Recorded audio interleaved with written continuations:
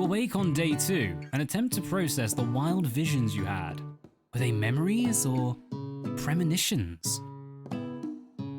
And then there was that secret ingredient that Colonel Sanders went ahead and told you outright. Not much of a secret, huh? It's probably just because he already trusts you so much. He trusts us. Sure, that makes sense. We'll go with that. You meet up with your bestie in front of the school.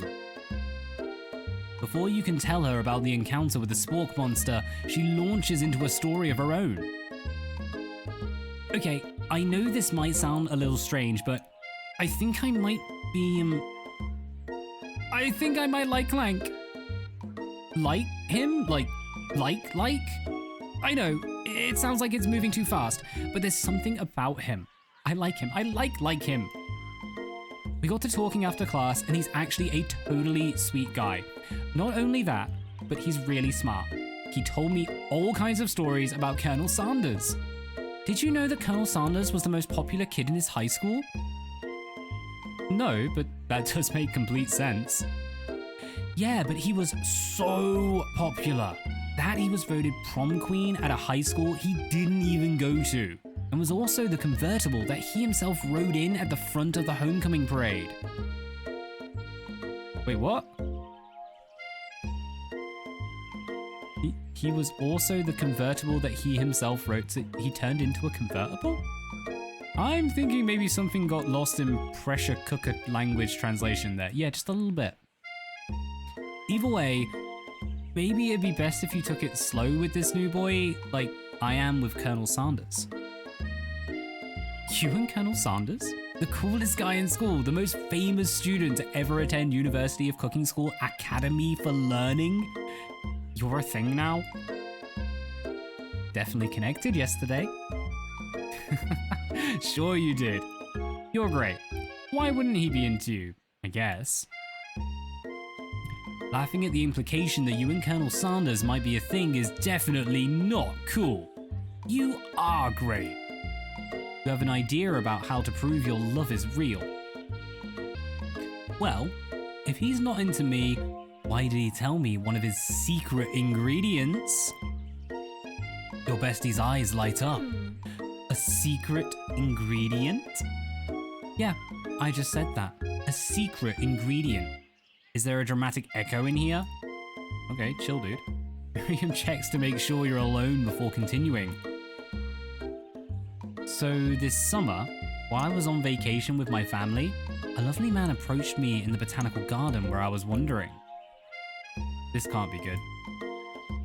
He told me all about his passion for spices. Secret spices. The man even gave me some to show me what he meant. He said it was a powder created from super duper rare dried flower petals, and that if I did him a big favor, I could have some of my own. Well, this just took a dark turn. Please, Miriam, don't tell me. So I filled my suitcase with them and brought them home. He was so nice. He even met me at the gate when I arrived. Later, when I cooked with him, a very strange feeling came over me, and the flavor was unlike anything I'd ever tasted. I think you're being very liberal with the meaning of spices here. I don't even want to know what that alludes to. Whatever. Anyhow, we both share an interest in cooking, so we've stayed in touch, you know, like pen pals.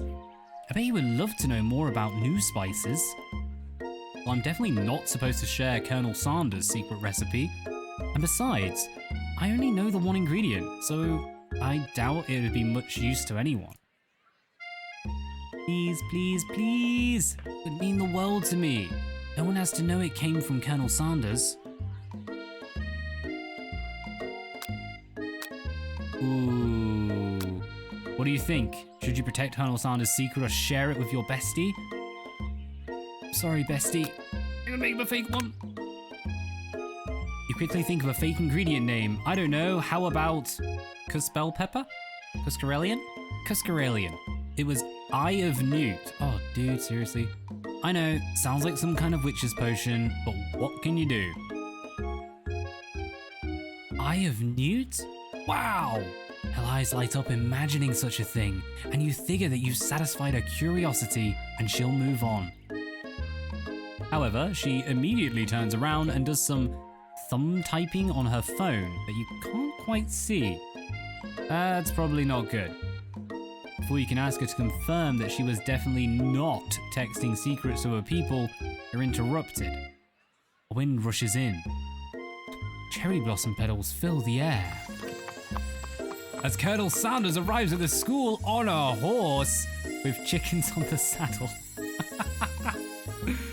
Wow. Run to admire him in his majestic glory. You decide the best way to show Miriam how serious you and Colonel Sanders are would be to run to him. Surely he'll sweep you up onto the back of his stallion and we'll ride away together. That'll show her good. Oh, Colonel! My Colonel!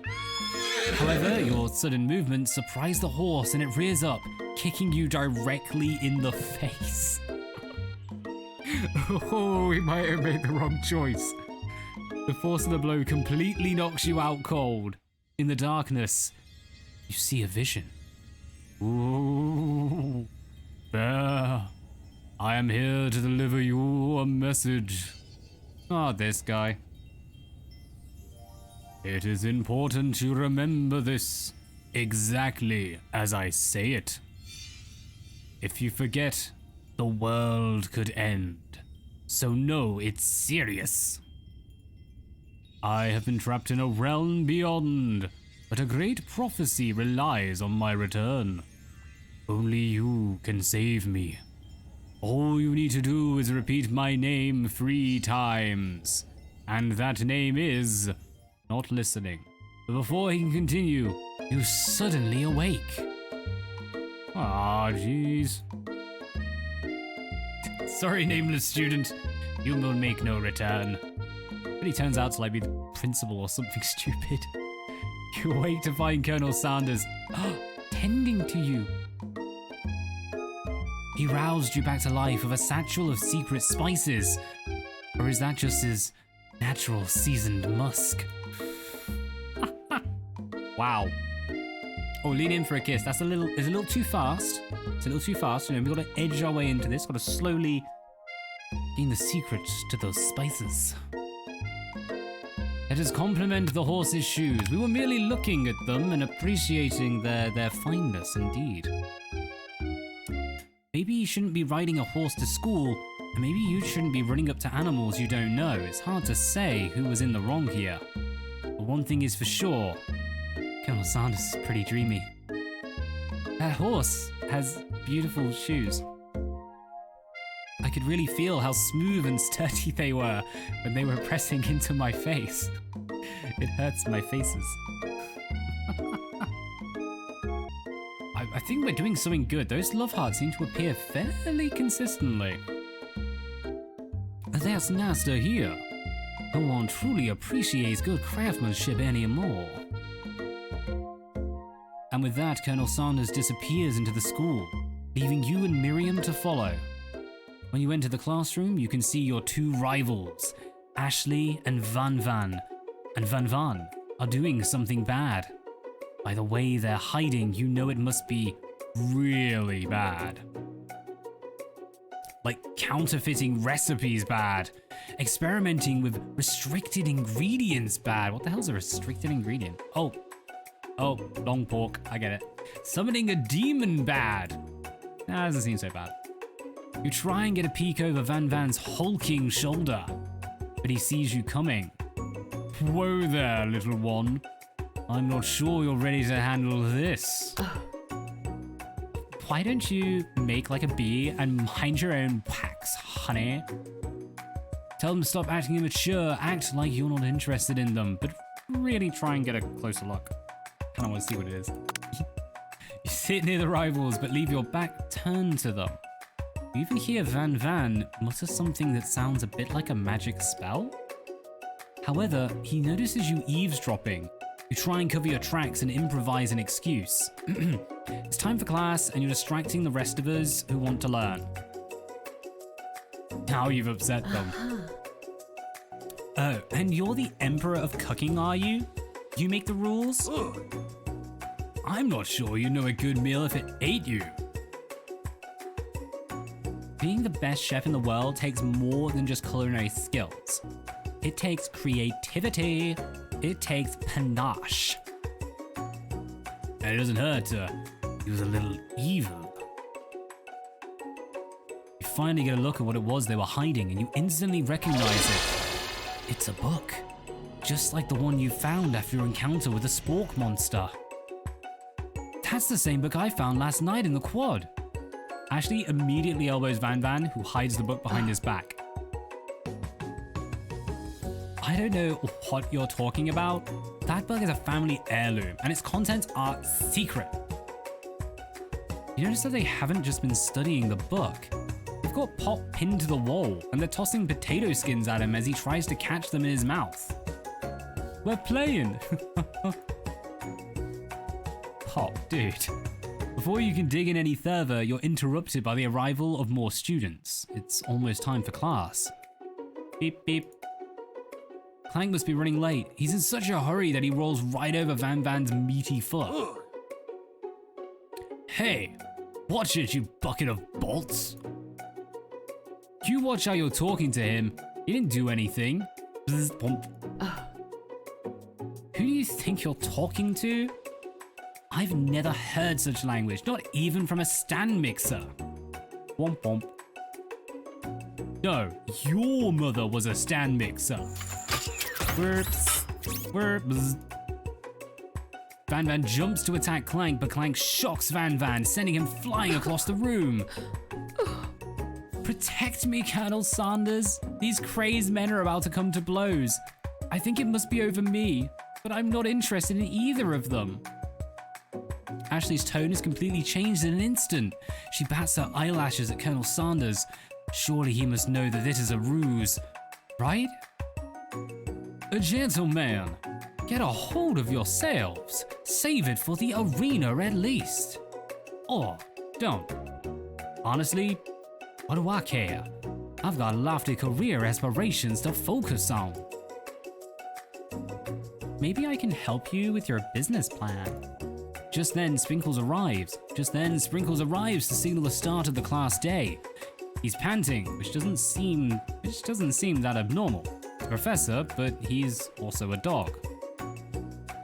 Students! Students! Please take your seats. I apologize for my late arrival. I spent the morning chasing a car all around town, and my tiny legs are very, very tired. Woof. But I'm here now, and I hope you're ready to learn. Woof. Woof woof. Rub his furry dog belly. He loves it. Sprinkles stops in his tracks and sniffs the air around you. Something has him in a trance. It's the secret scent left on you from Colonel Sanders. Sprinkles jumps on you and licks your face. Down, boy, down. I'm toughened.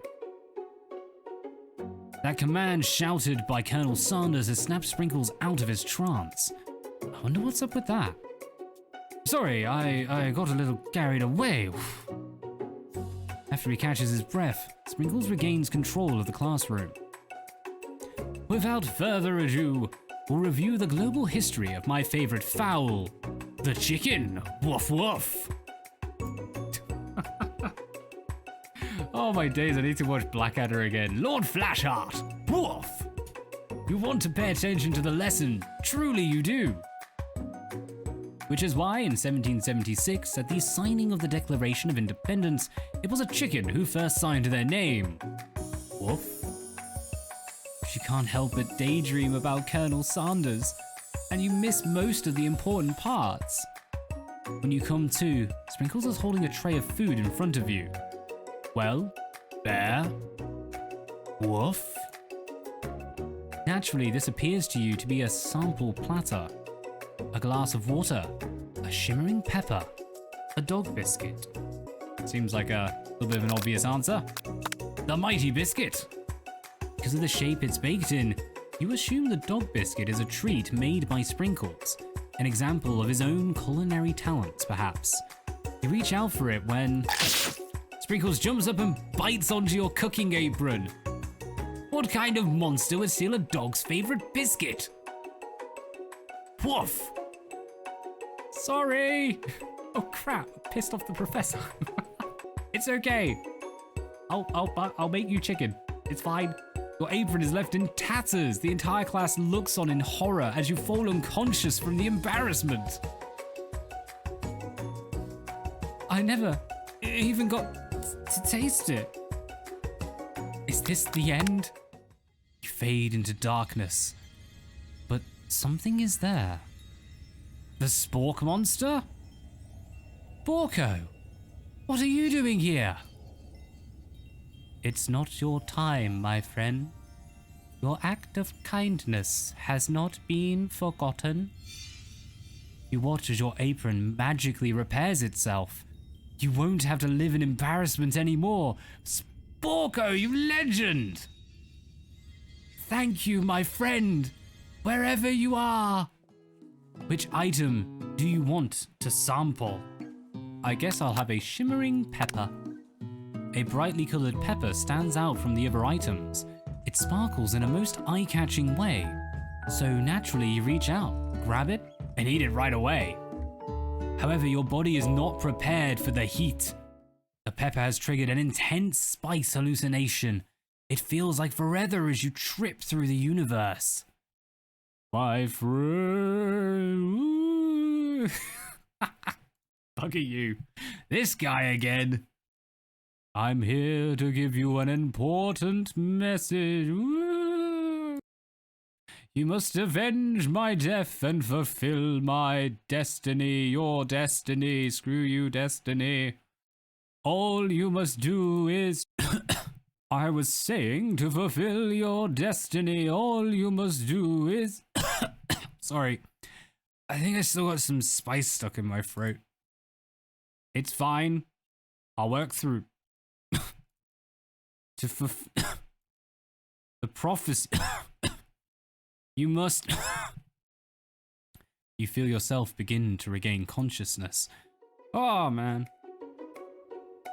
You come to and find everyone is staring at you. That pepper was the last of its kind on Earth, and now it's gone forever. Poof. You think to yourself, geez, I should pay better attention. We all make mistakes. I'm sure he'll forgive you someday. Come on, it's time for lunch. Before anyone can relax, the cafeteria lights dim, and your rivals enter to make a dramatic announcement. Today's lunch will be prepared via time competitive cook-off. Demand they stop wasting everyone's time, step up and tell them, you're on. The level of theatrics with these two is off the chart. Sanders, the game is on. They're gonna steal their secret recipe. A bit of lunchtime competition, eh? Count me in. If I have to wipe the tables with you fools before I set my lunch down on it, then so be it. I'm not the fool, you're the fool, fool. Good one, Van Van. I like your gumption, bear. I'll be watching your performance. Just as things reach a boiling point, Sprinkle steps in. Surely he'll put a stop to this madness. Now, students, woof. Please settle down. This is a lunchroom, not a sportsing court. Poof. Finally, a little sense. Breathe a sigh of relief. At least not until we turn on the timer. Poof. Just then, a huge light blasts in your face, flashing the words, "Timer ready." That's what I'm talking about. Woof woof. Aroo. Ahoo. I can't even do that. Screw you. Screw you. You've lost me. To hell with you, Corgi. You've lost me. I stand corrected. The hard way builds solidly a foundation of confidence that cannot be swept away. That cannot be swept away. And that's an original quote by me, in case anyone was wondering. I hope his message lifts you to victory. Is he blushing? Ooh, we're getting somewhere. Like a diamond, I was formed under pressure, and now it's my chance to shine. I will defeat you myself. You had his chicken, and you made mashed potatoes and gravy on day 1. And you're feeling like you can really impress him again here. It's time to boil some water for the potatoes.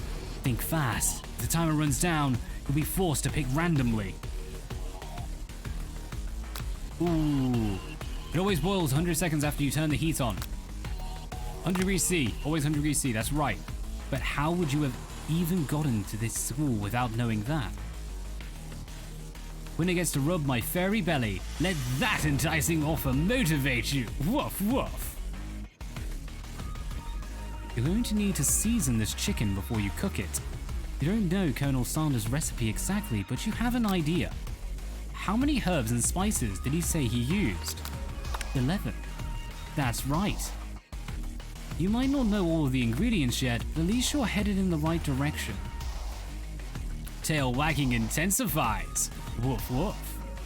Now that you've got some basic steps going, it's time to elevate your craft. What state of mind offers the most flavor?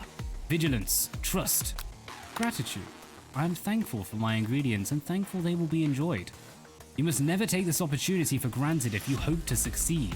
Your classmates are rooting for you, but Ashley is simply stronger and faster than you. You'd better pick up the pace if you want to survive. When you were a child, your father told you to never forget where you came from. Every day, you meditate on his advice and draw energy from that place. Your great time, where do you come from? Surface of the Pacific, shoulder of Orion, where dreams are born. That's right. This is your shot and you're not going to miss it. This is really tricky with the timer. Like half reading this. Aroo! Bloody hell, Sprinkles, bring it on. Woof woof, Sprinkles, we got this. You try to shut out the noise of the arena and focus on your cooking. Oh bugger. What's sound? Silent sound of success, I think. I didn't look. That's right, yes! Random guessing. When they taste your cooking, they will be so taken with it, they'll be unable to speak. The shocked gasp of admiration. You notice Colonel Sanders out of the corner of your eye. I believe in you, Bear. He's actually cheering you on. Which would be awesome, except knowing he's watching makes you totally forget what you were doing. Now all you can think about is Colonel Sanders and his mighty steed. Colonel Sanders' face looking over the horizon. And he's fine. What were you thinking? Get your mind back into the competition. I didn't actually click any of them there. Did they not count? You are stranded on a desert island with only one dessert cookbook. Which do you take? That's cheeky. I actually thought I misread that a second ago. What a hunk! I know, right? You know what? Shouldn't you be focused on the challenge? Woof! You're falling behind! Woof! Walking the beach? I don't know. What does that have to do with crafting spectacular fried chicken and delicate baked biscuits? Woof woof! Sprinkles joined in!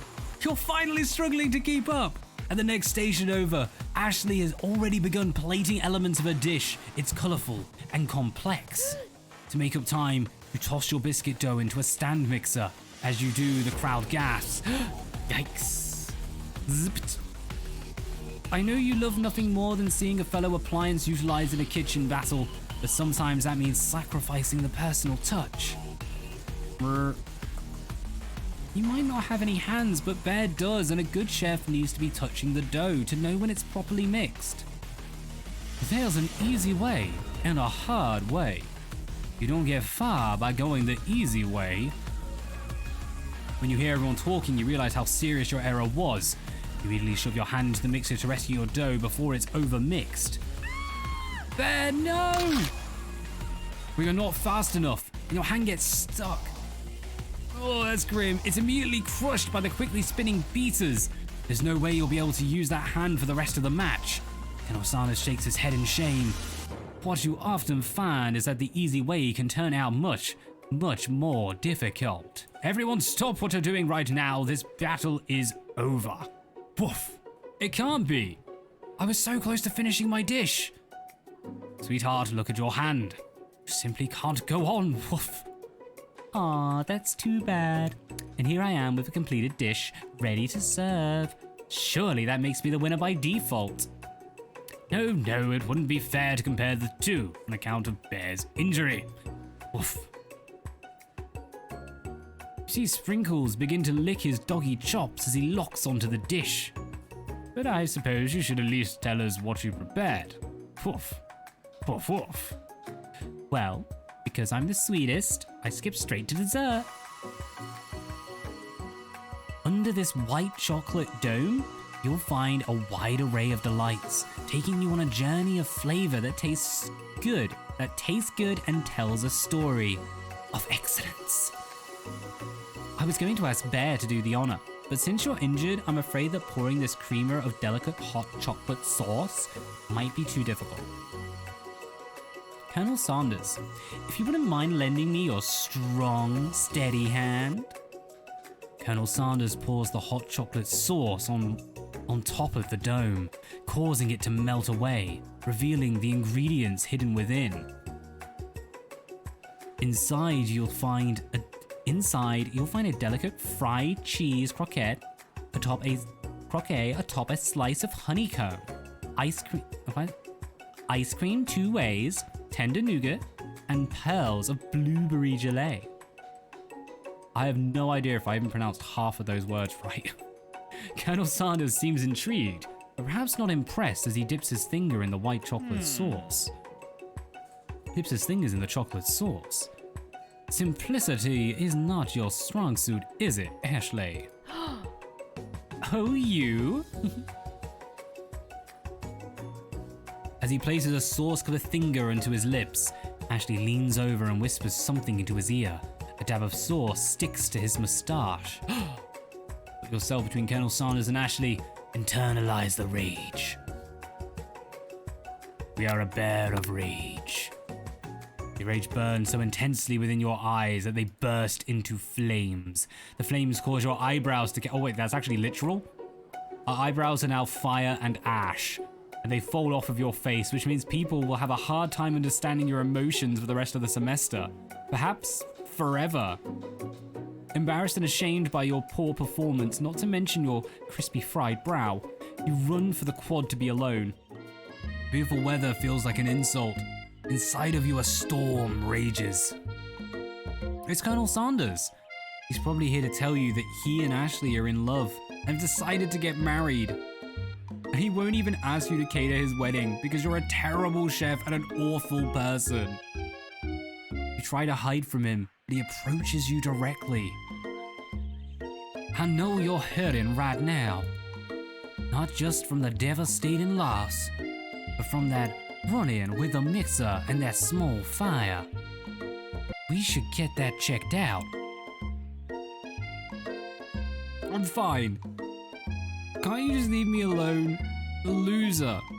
Not fit to fill your fryer. I'll never be a master chef. Failure is a part of life, child. Not just for you, but for all of us.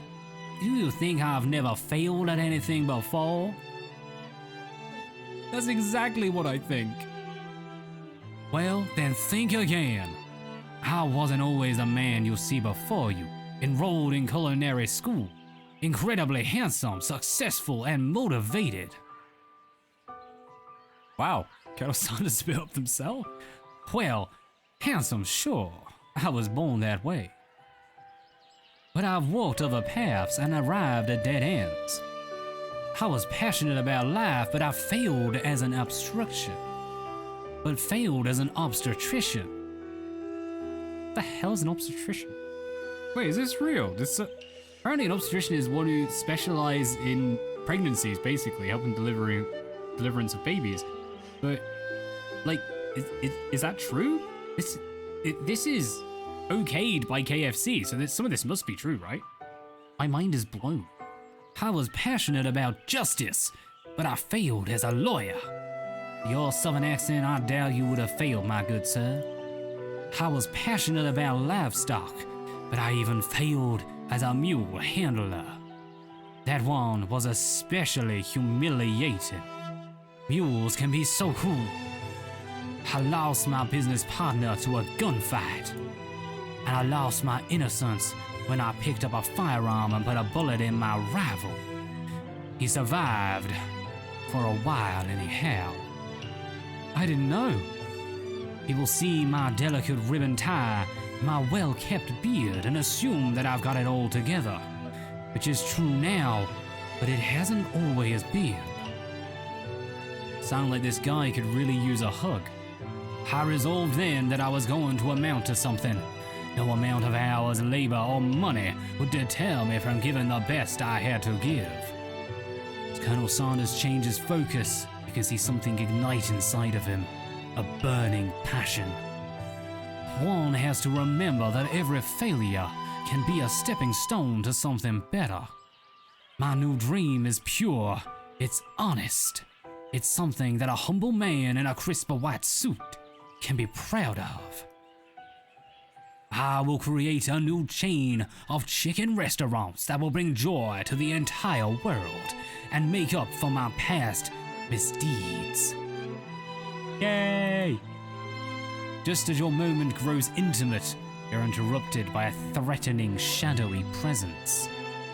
Battle-scarred from the night before, you prepare for the worst. It's the Spork monster. Sporko? It is I. I know I said I wouldn't be back. And after the whole fight to the death thing, maybe you don't really want to see me anymore, but I just wanted to say that I was wrong to attack you, and I apologize. I know what it's like having to always look over your shoulder. Monster problems, am I right? Oh, thanks, Sporko. I'm glad there are no hard feelings. Getting jumped by a giant creature in the dark of night can really rile a person up. I also want to apologize for the way I switched right into attack mode. I know that you're strong, and cooking school can put a person under a lot of stress. I actually used to go to this school. I wasn't always a spork monster, you see. I don't believe it. You were human once. Well, no. I was a golden retriever. I was still a student, until one day some mean kids with a magic spellbook cast a dark enchantment on me, and I was forever transformed. A magic spellbook? Precisely. I procured a copy for myself, but somewhere along the way, I've lost it. If you find such a book, I beg of you, respect it.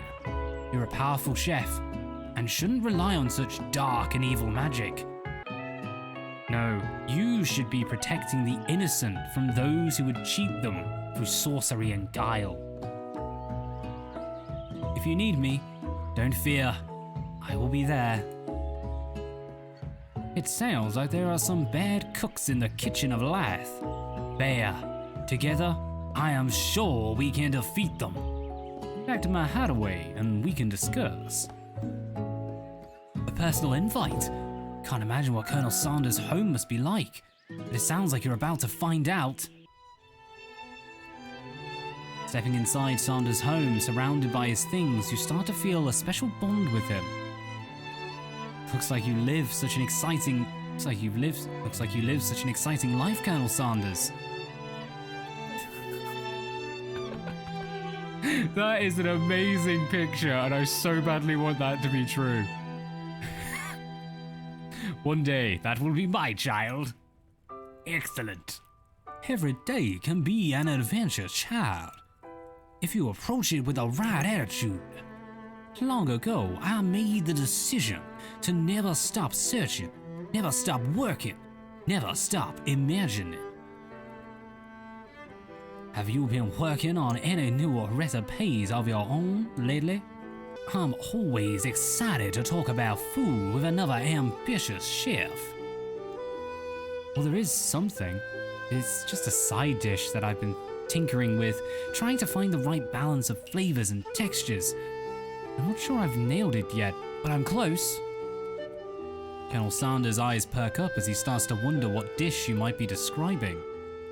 It's meant to pair with something spicy or something crispy, both perhaps.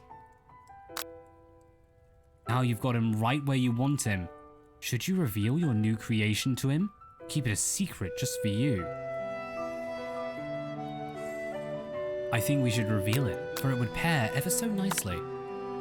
You decide that you're as ready as you'll ever be to share your original cooking with Colonel Sanders. I'm actually nervous about this. Before you can talk yourself out of it, you decide to dive in head first.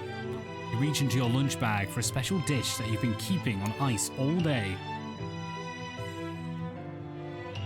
I present to you my original coleslaw. Really? Coleslaw is disgusting. I don't mind the mix, but is it mayonnaise or something? The sauce in that is disgusting. Shredded cabbage disc glistens in the light of Colonel Sanders' looks a hideaway. Magnificent! Together you chow down on the creamy slaw until just a spoonful remains in the bowl. Do you mind if I hold on to the last bite? I'd like to have it around so I can admire its taste later and think back on this moment. Okay. You could offer to make him more, but it seems like a very sentimental kind of guy. Sure, why not? Please make yourself comfortable. I'll be back in just a moment. You realize that now would be the perfect time to do some snooping or pottering. Around the room are various items that you can look at closer. Each item seems to radiate memories and emotions. Tap on an item to discover more about Colonel. You notice a very realistic stuffed chicken sitting on its corner table. When you pick it up, you realize it isn't just realistic, it's real. Taxidermy? Must have been important to Colonel Sanders when it was alive. Little note clipped to the chicken's foot reads, "The true state bird of the great state of Kentucky." Oh, that's beautiful. You gaze out the window across the vast lake and mountain range beyond. Just then, the ghost of student pops up. Are you thinking of heading out into the world on a quest to avenge my death? Wait, what? I've never even learned your name. Why would I avenge you? I could just tell you my name right now. Can't you see I'm in the middle of something? You open the window a crack and the ghost of student is swept out with a breeze. What's that? His comb. A lock of silver hair is woven through the teeth of the comb. Upon further inspection, you realize that the hair therein isn't just silvery in color. It's actually made of spun silver. Okay, that's kind of awesome. A scented candle. You pick it up and try to identify the smell. Power tool? Freshly starched collar? Piece of wood floating in a lake? Summer of 16. Okay, this is going nowhere. It's one of the secret recipe ingredients. It's... Oh no. Why is the door open? You open the door to Colonel Sanders' closet and find a row of his signature white suits hanging within. You take one off its hanger and try it on. You legend! The jacket is a bit big for you, but it's soft and comfortable. You give yourself a deep hug, breathing in its scent. They say that home is where the heart is. Is this what they meant? Before you can look any further, you hear Colonel Sanders returning. He has a new dish that he's been working on, and he wants you to taste it. You try to act casual until he asks why you're wearing his jacket. I don't usually loan those out, but I must say, it does look good on you. Debonair petard. Oh crap, the jacket! You forgot to take it off. Decide that now is your moment to make a big move. It's too soon! Too soon, damn it. Must woo him more. You tell him you're cold. No, you do that to get it put on you, not to steal. Sorry. He's a southern lad. He'll appreciate it. He did! I think I've developed feelings for you. Wait, I thought we were going to tell the truth about putting the jacket on. Did we just confess? Sanders, you legend. I might be developing feelings for you too. But I'm concerned. I can't let anything get in the way of my dreams. Overwhelmed, you take off the jacket and run for the door. The thought of leaving Colonel in the midst of such an emotional breakthrough gives you pause. You stop yourself. Colonel. Yes, Bear. I honestly think this might be the beginning of something wonderful. I think you're right. We should take things slow. You talk late into the night and drift off into a slumber. Dream sequence. Zzz.